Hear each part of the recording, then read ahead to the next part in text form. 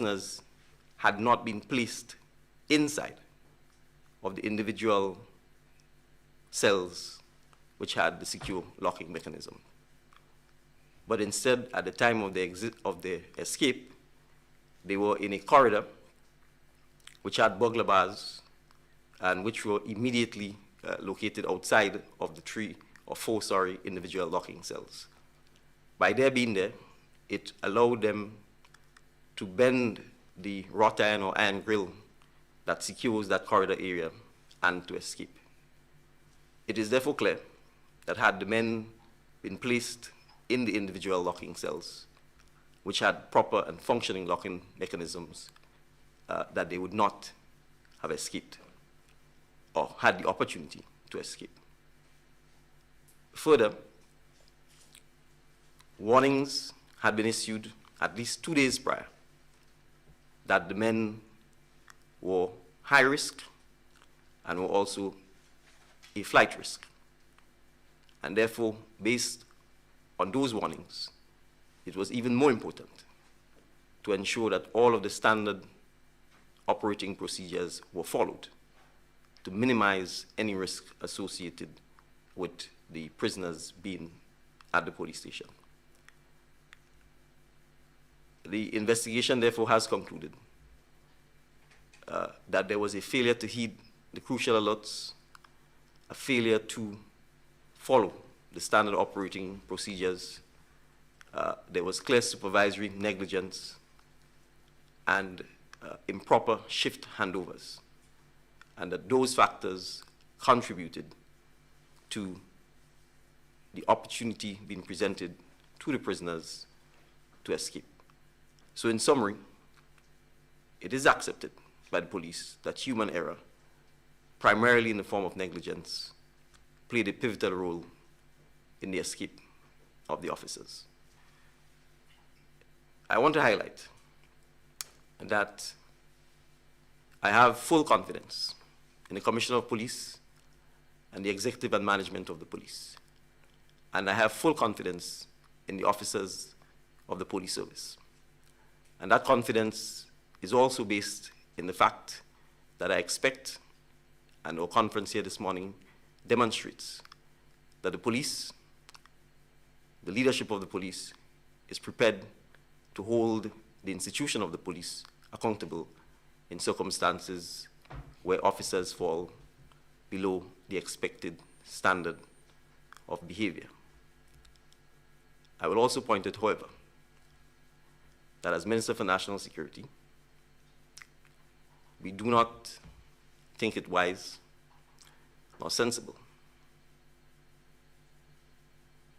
for us as citizens of Grenada to malign the police or to disrespect the police.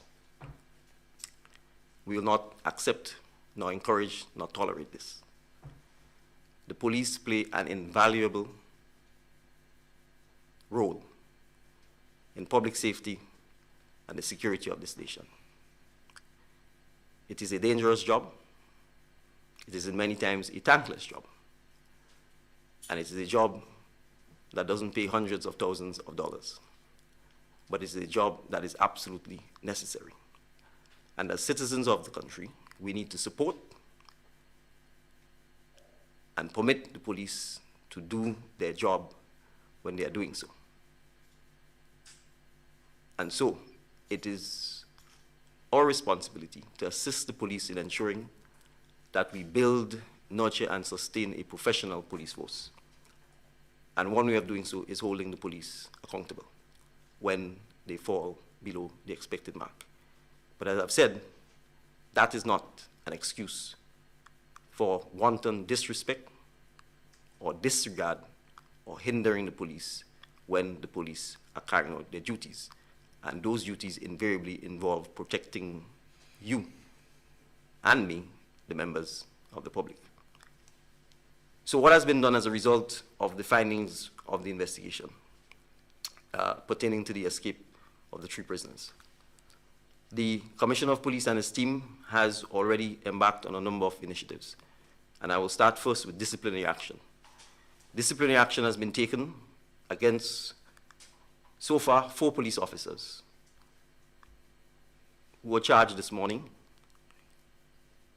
Constable 224 Shah George, Constable 520 Baptiste, Corporal 624 Edwards, and Detective Sergeant Lewis.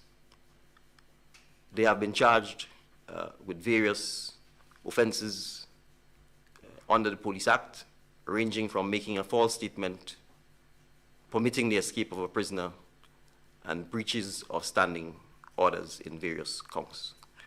These officers, however, are also entitled to due process and to have their fair day at the disciplinary hearing. The necessary procedures and safeguards would be put in place to ensure that they have proper representation and that they have the right to defend themselves. But when the process is completed, the chips will fall where they have to fall. It is also clear that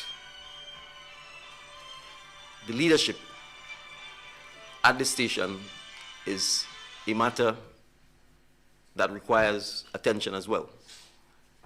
And the Commissioner of Police has also commissioned an investigation to review the role of the leadership at the station at the time.